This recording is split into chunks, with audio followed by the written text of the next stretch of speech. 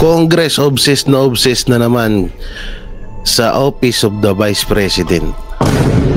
Kongreso talagang gustong pabagsakin si BP Sara.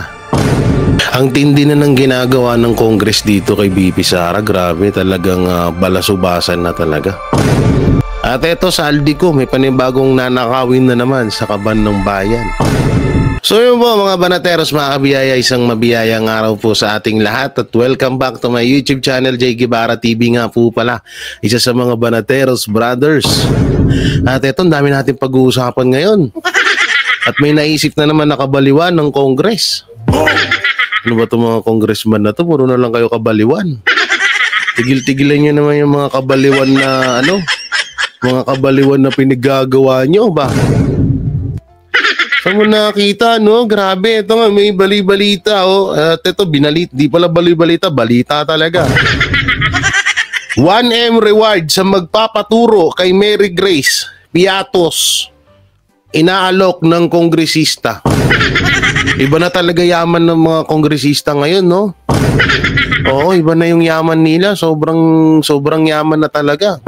Pero sila na mismo ang nag-aalok para lang mahanap yung sinasabi nilang isa sa mga gumastos daw ng pera ng Office of the Vice President. Oo, tindi, no? Pero ang sahod ng Congress ay nasa 250 to 300K. So kung mag-aambag-ambagan sila, ilan ba sila dyan? Kung mag-aambag-ambagan sila ng pera para lang may ipahanap na tao, tsaka ito iniisip ko, alam ko, wala sa konstitusyon to eh. At alam ko, hindi ata sa batas tong ginagawa nila. Yun ang pagkakaalam ko, pero itatanong na lang natin yan sa mga makakausap natin o mga kaibigan natin na attorney. Kung ito ba ay nasa batas or hindi ba illegal tong ginagawa nila. Nga mismong Kongreso, ang Congress ang magbibigay ng bounty para mahanap tong babaeng to na si Mary Grace Piatos. At dito rin natin malalaman na kung gaano nakayaman ng mga buhaya sa gobyerno, no? Gago! Saan ka na? Napindot ko na naman yung gago. Hindi ko pa napalitan, nakalimutan ko pala. Saan ka isang kongresista na isa sa hindi naman sobrang taas siya, pangatlo or pang tinatawag nating isa sa mga pinakamababang pwesto sa gobyerno na mag-aambagan para lang sa isang tao. Samantalang ang daming na bagyuhan, ang daming nasalanta ng bagyo, yung 1 million sana na bounty kay Mary Grace na yan para mahanap, binigay na lang sana dun sa mga taong bayan, hindi mas malaking tulong pa yun. Biri mo, 1 million pesos, malaking bagay na ho yan. At samantala, bago nga tayo mapunta, ito nga may isa kong nakita dito na etong si Bicol Representative Saldico as thanked President Ferdinand Bongbong Marcos Jr. and Speaker Martin Romualdez for sending assistance to Typhoon hit Bicol. Ayop na yan. 700 million financial aid set aside for Typhoon hit Bicol. Bagong nakawan na naman to Siyempre, bago natin to simulan, don't forget to like, share, comment, and subscribe sa ating YouTube channel. Pakipindot na lang din po yung bell button para lagi kayong updated sa ating mga video araw-araw. Pakidamay na rin yung join button at pakidamay na rin yung super thanks at mega love shoutout sa mga kuya at ate natin dyan sa Eagles at siyempre sa Alegre at kay Erong na nagluluto ng sinigang. Sarapan mo, ha? Pag hindi mo sinarapan, last na yan. Gago! Ito na nga, ito, panupuntahan natin itong balita mapatungkol kay Saldico. Hindi ko alam kung ito ay 100% na totoo, ha? Kasi post lamang po ito ni Politico Regional. Ako Bicol Representative Saldico has taken President Ferdinand Bongbong Marcos Jr. and Speaker Martin or Ferdinand. Puro pala Ferdinand itong mga kupal na to. Gago! Puro pala mga Ferdinand pala. Kaya pala iisa utak eh. Kaya pala iisa utak. Iisa rin din pala pangalan. Ferdinand Marcos, Ferdinand Romualdez. Aba, kaya naman pala iisa utak ng mga bangag. Oo, ganun pala, no? Yan, Ferdinand Romualdez for sending assistant to Typhoon Hit. Naku po. Diba na naman si Lodi. Ano? Diba na naman si Lodi Cakes. If 700 million, tapos mapupunta sa tao, 50,000 lang, no? O kaya tapos mapupunta lang sa taong bayan 50 million. Dinaan pa sa ayuda, kumot, delata, asin, betchin, asukal, hayop.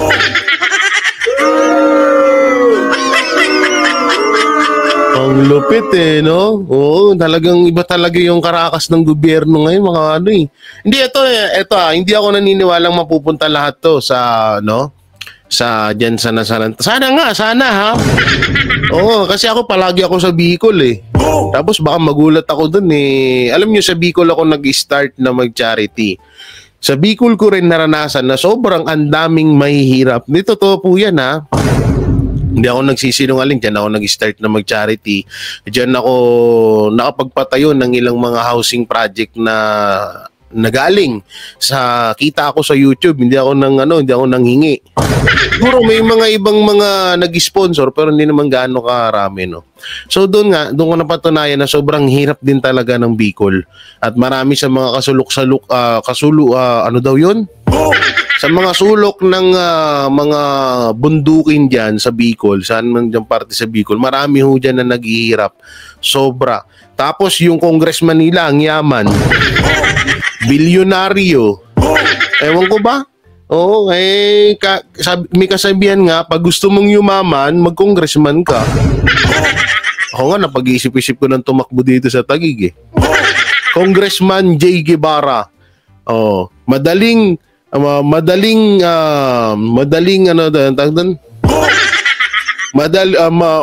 ano bang mas magandang kataga? Madaling tumulong, mahirap hanapin. Gago! Madaling tumulong, pero ang hirap hanapin. Yun ang aking kataga pag naging congressman ako. Tatakbo ako. Maring Lani. Gusto mo man tamakbo ako ng mayor, kalabanin ko si Ading Cruz. Gago! Kalabanin si Ading Cruz eh. Hindi kasi ang congressman nata dito si Ading Cruz eh. Sa aming lugar, no. So kayo, anong may kukomento nyo dito? At dito magbasa tayo ng komento ng mga netizen. Dito basahin natin yung comment. Sabi ni Alian Siguya Balbids. Ang hirap naman ng mga apelido nitong mga inayupak na to. Magpabinyag nga kayo ulit. Sabi niya, tiba-tiba na naman. Ito. Sabi ni Nico Medes Posadas Jr. 750M lang for financial aid pero ang kurakot billions. Yun talaga. Hindi, ito may may katotohanan to itong sinabi ni Nico Medes. Kapag nasalanta ka ng bagyo, million lang sa inyo. Pero ang kurakot billion. Hanggang ngayon hindi ma-explain yun sa flood control. Hindi rin ma-explain yung mga travel na kesyo dadami daw yung investment dito sa Pilipinas. Hanggang ngayon naman wala naman. Hanggang nga pa rin, hayop na yan. Diba? Malaki pa dyan kurakot nyo eh. Sabi ni John Patrick Pereras. Grabe, no?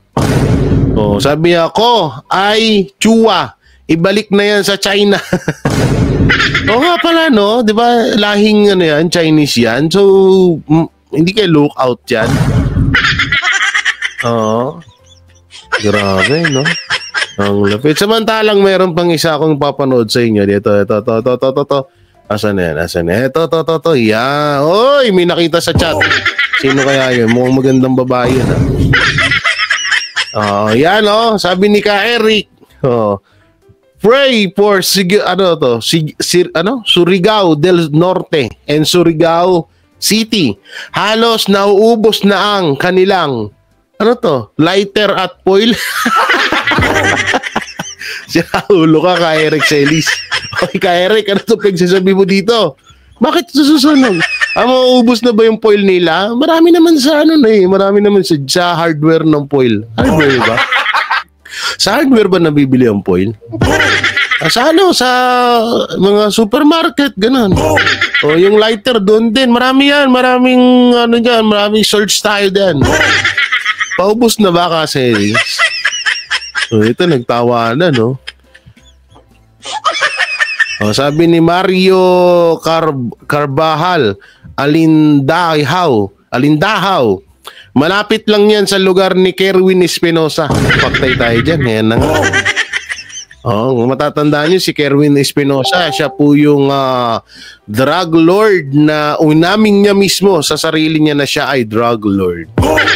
Si Kerwin Espinosa na walang iba kundi pinalaya ni Marcos Jr. Kaya nga ngayon, sa panahon ngayon, nung panahon ni PRRD, kinukulong ang mga adik. Ngayon, pinapalaya na.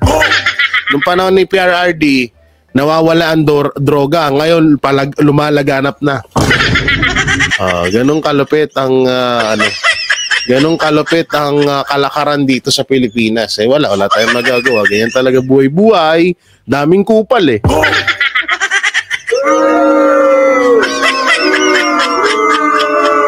So, eto na nga. At panoorin natin. Ano daw? Eto na nga, Asan yun? Ba't may mga ganito dito na lumalabas sa akin? Eto muna dito tayo. Dito sa mga Kupalo soldier ni Hindi na sila baby crocodile. Tawagin na host natin silang mga Kupalo o Kupalo soldier ni Tamba. Eto na, panoorin natin. May pabuyang 1 milyong pisong kamera sa sino mga makapagtuturo kay Mary Grace Piatos. Yan ang nakapirma sa isa sa mga acknowledgement receipt na nagsasabing nakatanggap daw ng confidential funds ni VP Sara. Nagbabalik si Marian Enriquez. Sa mga acknowledgement receipts na ginamit pang liquidate sa 125 million pesos na confidential funds ni Vice President Sara Duterte noong 2022, isang Mary Grace Piatos ang lumutang. Isa raw siya sa mga nakatanggap ng pondo at pumirma sa resibo. Pero sa pagdinig noon ng House Committee on Good Government, may duda ang mga mambabatas kung totoong tao talaga siya. Kaya kanina ano siya? Multo? Ayop Sabi ulitin natin Government, may duda ang mga mambabatas. Ang mga mambabatas kung tao ba talaga si Mary Grace Piatos. Ay, patawarin niyo ako sa mga masasabi kong kabubuhan dito sa mga bobong to. Patawarin niyo ako. Anak ng teteng, tapos magre-reward kayo ng 1 million. Hindi niyo pala sure kung tao yan o hindi. Ano yan? Multo? Gago ka ba? Akala siguro na pinaglolo ko. Baliw ka ba? Ayat na mga mambabatas to. May hinala ang mambabatas kung tao ba si Mary Grace Piatos. Meron na ako kilalang Mary dun pero tao naman siya. Buisit yan. Tapos magbibigay kayo reward 1 million. Ang tanong, saan pagaling yung pera niyan? Masama niyan, siyempre kahit sabihin, sinong tao na mag-aaksaya ng 1 million para lang sa sarili niyang galing bulsa? Parang kalokohan na tayo. Hindi ako naniniwala doon. Malamang sa malamang pera ng taong bayan na naman to. Ang tanong, isa pang katanungan, hindi natin alam kung gawa-gawa lang din nila to. Kasi baka mamaya may bigla na namang sumulpot na isang Mary Grace Piatos at gawin na namang resource person. Gawin na namang witness laban sa mga Duterte. Yun yung hinala ko dito, no? Kasi mga ganitong taktika ng mga kupalo soldier ni Tamba, medyo tagilid na to eh. Gasgas na tong mga ganitong estratehiya. Oo. Pero mo kasi isipin nyo maigi. Naghahanap sila sa isang Mary Grace Piatos. Sabihin na natin ganito ang setup. Kung nga papahanap ka namin ha. Ganito ay papahanap ka namin at ngayon may isang taong makakahanap sa iyo at mahuhuli ka. Kunwari lang naman, kunwari. Eto, may 2 million para sa pamilya mo. Ganon yung setup, no? So itong Mary Grace, ang kapalit niya, no, ganito, gawin mo. Parang si Manang yung may sobre. Yung sinabi niyang binigyan daw siya ni BP Sara Duterte ng 50,000. Kung kailan tumanda tsaka nagkupal. Sorry. Bubisit kasi ako pag naaalala ko yung matandang yun eh. Nagalang naman ako sa matatanda pero pag matanda wala akong makikitang galang. Naku po. No, ayun yung suspecha ko dito. So baka humarap na naman to. Humarap bilang resource person, bilang witness laban sa mga Duterte. At idiin na naman si Vice President Sara Duterte na kesyo ganito, kesyo ganyan. Yun ang masama dyan. At pwede rin naman na pwede rin naman na ito ay tao talaga. At kaya nila pinapahanap to, ginigipit nila para maging testigo na naman nila. Kasi dalawa lang yan eh.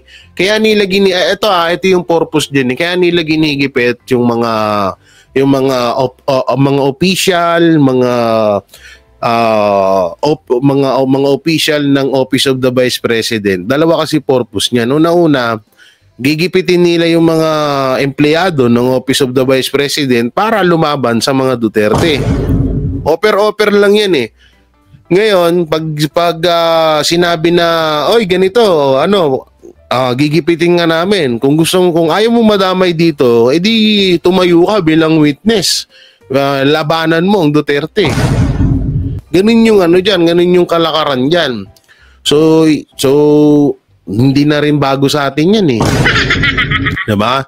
Hindi na bago sa atin yung ganyang strategy, yung mga ganyang moves nila. So kaya nga nila ginigipit ng gusto ang mga official ng Office of the Vice President kasi gusto nila na may isang kumalas dyan at tumayong testigo sa mga Duterte. Kasi kapag nangyari yon, isa sa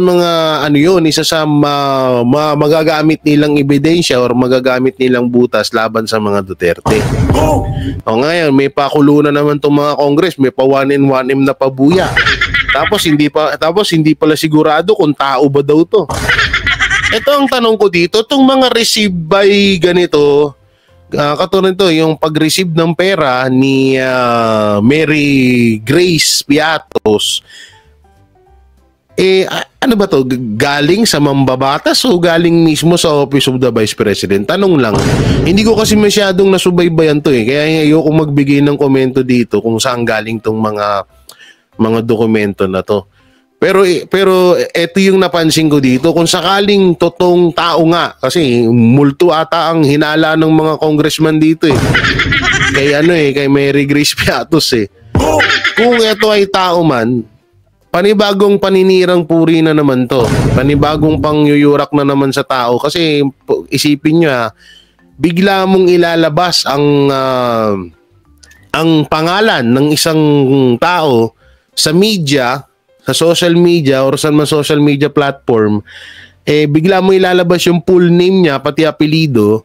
So kapag nalaman na naman, alam mo naman sa panahon ngayon, maraming naniniwala agad kapag sinabi mong, oy, na si ganito, si ganyan. Ano yan? Marami agad naniniwala sa ganon. So, masisira ang buhay.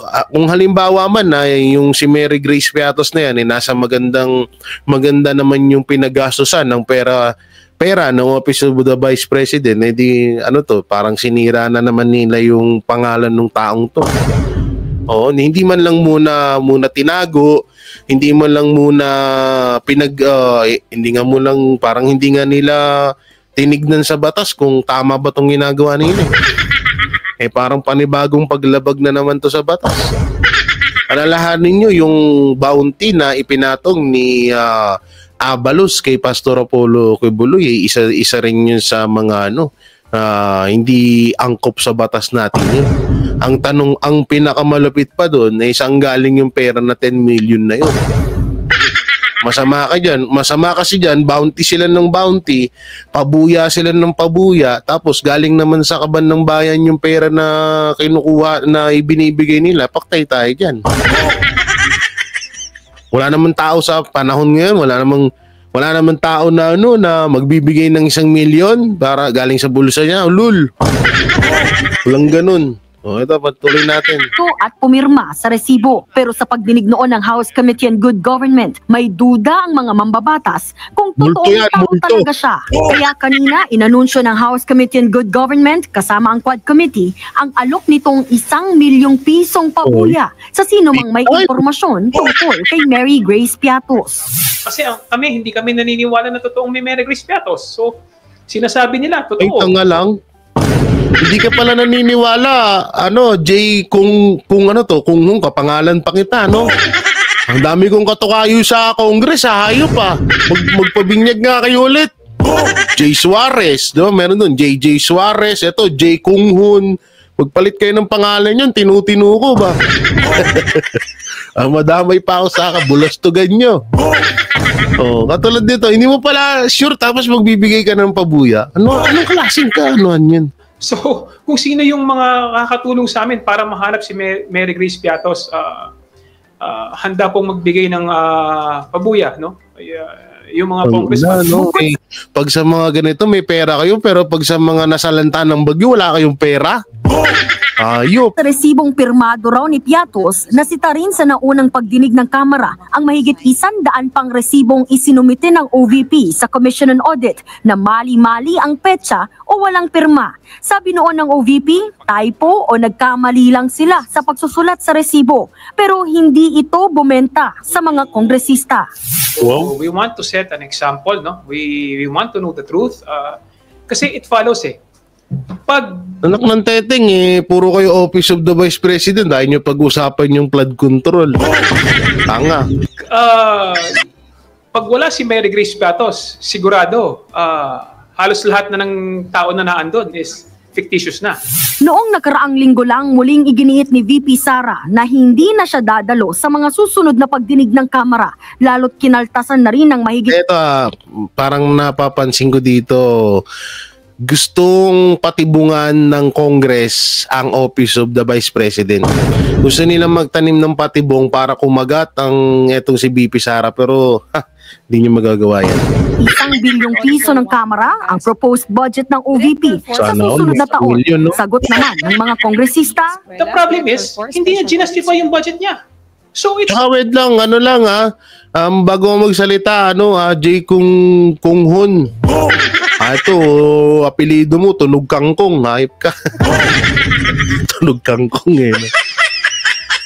nakalimutan ko tuloy yung salita ko. Nakakita ko ng kangkong dun sa loob ng house hearing nasa gitna Tawag dito, nakalimutan ko tuloy. Hindi, malamang sa malamang patibong to. Para basta maraming hindi niya naman kaya yung Duterte. Problem is, hindi niya ginastify yung budget niya. So it's her responsibility. Sinabi niya, bahala ang Kongreso. Ilang beses siyang inimbitahan, hindi siya umattend, hindi siya umiyak.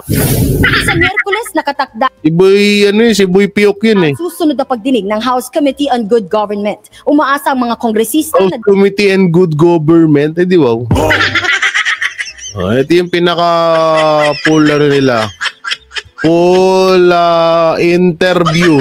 Asan na yun? Ito ata yun, Ito ba yun? Ito nga yan, panoorin natin. Si Vice Chairman ng Blue Ribbon Committee, nakakalungkot nga na hindi pupunta ang ating Vice President dahil marami siyang... Nakakalungkot nga dahil wala na naman halos manonood sa amin pag wala si VP Sara.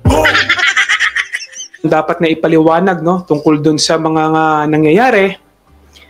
At syempre kailangan ding umattend yung mga pinatawag ng House. Sa totoo lang, gusto na rin naming matapos, no, yung investigasyon ng Blue Ribbon, no, sa committee na ito para makapag-file na rin kami ng committee report. At sa katunayan, dahil sa gusto nga nating matapos na yung hearing sa committee na ito. If na matapos. Paano matatapos? Di tapos din yung di umanong 5 million per hearing nyo. Ay, sorry. Kasi di ba, sabi ni Pulong, may biro si Pulong na may bayad kada hearing. Tapos may lumabas na kada hearing 5 million kada congress. 5 million kada congressman. Lupit nun, ha? Iba din, ha? Sana all, no? Sarap talaga maging congressman. Sana pala tumakbo ang congressman dito, eh. Laklakero party list. First nominee. Laklakero party list. Kasi pag congressman ka, sure ball, yaman mo agad, eh. Pagtapos ng termino mo, pwede ka nang mamahinga habang buhay. Hindi ka na magtatrabaho dahil pag isa kang congressman ay sure ball, multi-billionaire ka. Hindi millionaire, billionaire. Ikaw ba naman kung multi-millionaire ka lang, makakapagpagawa ka ba ng bulletproof 18 million bulletproof car? Tsaka 2.5 blue submarine Rolex? Tangina, hindi mo matchi kahit milyonaryo ka, hindi mo paisip ng bilhin mo yun. Depende na lang pag milyonaryo ka na. Pag bilyonaryo ka. Kami sa Blue Ribbon Committee at saka sa Quadcom, aming binibigyan na importansya na kailangan dumating yung mga ipinatawag natin. Lalong-lalo na pati yung mga pumirma, no, ng mga acknowledgement receipt. So, nag-usap-usap kami, voluntaryo, na magbibigay kami ng pabuya, no, ng 1 million pesos sa kung sino mang makakapagsabi o makakapagbigay ng impormasyon kung sino si Mary Grace Piatos. So, kami sa committee... Ako may kilala akong Mary Grace. Gusto nyo, daling ko na agad yan ngayon, eh. Akin na yung 1 million nyo. So, ang apelido niya, potato. Hindi Piatos. Sa committee ng Blue Ribbon at saka sa Quad Committee, nagboluntaryo kami na mag-produce ng 1 million kung sino man na makapagbibigay, no, ng impormasyon patungkol kay Mary Grace Piatos at least para maka-attend siya sa hearing. Na ginawang ginawang wanted, eh, no? Ginawang convicted, ginawang killer yung kung ito ay kung totoong tao nga to, si Mary Grace Piatos, ginawang killer, eh. Akala mo may 13 pinatay si Mary Grace Piatos, eh. May patong agad sa ulo, 1 million, eh. Malupit ng Congress ngayon. Alam niyo, napapahanga ako ng Congress. Napapahanga ako ng Congress sa sobrang katangahan. Galing. Talino nyo, ba't di nyo i-share yung kay Marcos? Para hindi lagi utal-utal yun kada interview. Ayok. Next. Slides. Sundan ko lang naman, no. Si Bembol Rocco. Ay, Bembol Rocco. Si Tito Mars. Tito Mars, Congressman Edition. Napakadami na pong imbita. Tito Mars. Kilala niyo si Tito Mars? Yung vlogger na bayot sa Facebook, yung hindi kumakain ng sardinas. Ito yung Congress version niya. Tito Mars 2.3. Lalo sa mga sumusunod naman po sa ating hearings, we've been lenient enough na bigay na po ang invitasyon, meron na pong mga orders for the resource person. So, nag-aantay pa rin po tayo. We've shown that the House has been fair and the committee has been doing its job with all lahat na po ng klaseng diligence binibigay naman po namin sa respeto. So, Respeto? Saan? May nakita ba kami? Nire-respeto pala nila ang ano? Nire-respeto pala nila ang tawag dito. Nire-respeto pala nila ang mga Duterte. Pag hindi nyo nagustuhan yung sagot sa inyo ng mga tao or mga official ng Office of the Vice President, pinapa-contempt nyo. Tapos respeto, nire-respeto nyo. Ano ka nagtiting? O minsan-minsan tingin-tingin din ha, baka bigla kayong tamaan ng kidlat, oy. Oo. It's about time na they attend and they explain ito pong mga anomalya na nangyayari. Itong sabi nga ni Congressman Jay, sama mo na rin si si Chippy McDonald. Saka sino pa ba yung mga fictitious na tao na mention niya? Siyempre, yung pinakasikat, si Mary Grace Piatos. Si Chippy McDonald. Si Chippy McDonald na sinasabi nito ni Tito Mars. Na patuloy po nating hinahanap para mapaliwanag po yung mga acknowledgement receipts na andyan na po na kumbaga nag-trend. Patawa siya ng tawa, no? Sabog ka ba? Eto to nagsasalita. Wala naman nakakatawa. Tawa siya ng tawa. Thing na yun. So, but again, the committee is doing its work. Tuloy lang po kami. Kasi gusto na rin po namin. Hindi, talaga ituloy nyo. Sayang 5 million per year. Sorry. Na matapos na rin yung investigasyon at patapos na rin po ang session namin. May mga ilang araw na lang po. Naku, gusto nyo matapos yan, tigil-tigilan nyo yung kahibangan nyo. Oo, sinagot na kayo Okay na yun, isang beses lang. Alam nyo, ang hearing, kaya nga sobrang nagtataka yung ibang mga netizen na umaabot ng ilang buwan at paulit-ulit yung hearing na yan. O katulad yan. O katulad nung pagpatawag kay PRRD, kay former President Rodrigo Roa Duterte, di ba? Sabi nila, marami daw silang itatanong kay PRRD. Sabi pa nga ni Dan Fernandez, 20,000 questions daw. Ngayon, sinasabi ng mga netizen na ano pa ba yung mga itatanong nyo? Nasagot naman ni PRRD doon sa national, doon sa Senate hearing. So, sino ba mas karapat dapat na mas mataas ba kayo? Mas magaling ba kayo sa Senado kaysa dyan sa Congress? Ganon. Ngayon, inayaan pa rin, di ba? Pumunta si PRRD, humarap sa inyo, at nagulat ang taong bayan. So, tutusin, hindi naman nagulat Ini-expect na namin yun. Inaasahan na namin na uulitin nyo lang lahat ng katanungan doon sa Senate hearing. Hindi nga kami nagkamali. Ano yung mga tinanong nyo? Ganon din naman yung tinanong doon sa Senate. Wala naman pinagkaiba. Ang pinagkaiba lang yung mga muka dahil kayo yung humarap. Halos lahat kayo, alagad kayo ni mga kupalo soldier kayo ni Tamba. Tapos may convicted pa.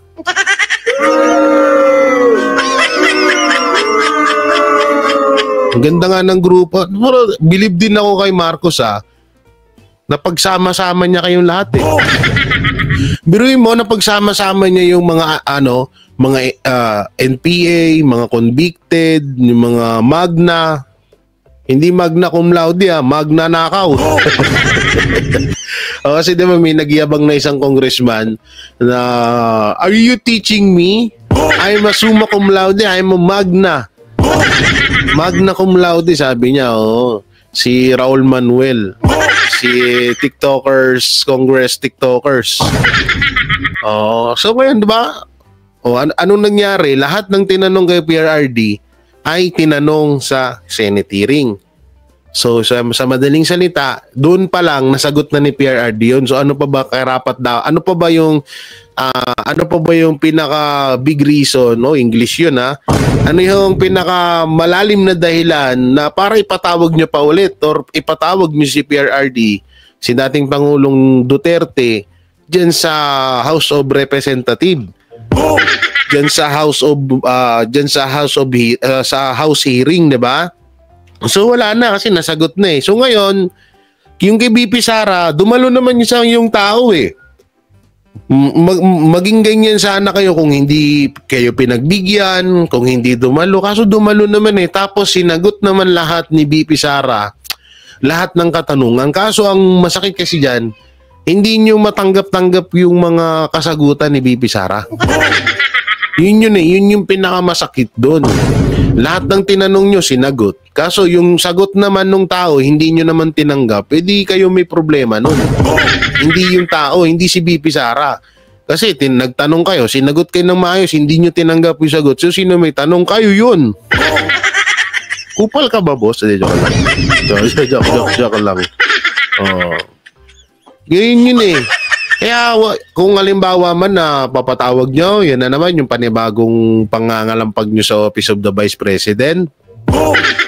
Eh wala, useless yan. Wala nang kwenta yan. Tapos pera. Ang masakit pa dito, hearing kayo ng hearing, milyon ng ginagastos dyan sa kada hearing, tapos pera ng taong bayan yung ginagastos dyan sa kada hearing. Eh hindi naman, sabi ko nga, papabura ko dyan sa hearing na yan. Kung pera mismo ng mga congressman ang gagamitin dyan. Eh masama pa nga nun, gagamitin nga yung pera ng congressman, tapos yung pera na yun galing din pala sa kaban ng bayan, edi wala din pala. Diba? Wala din pala. Kaya wag na pala. I-stop nyo na yung hearing niya, hype na yan.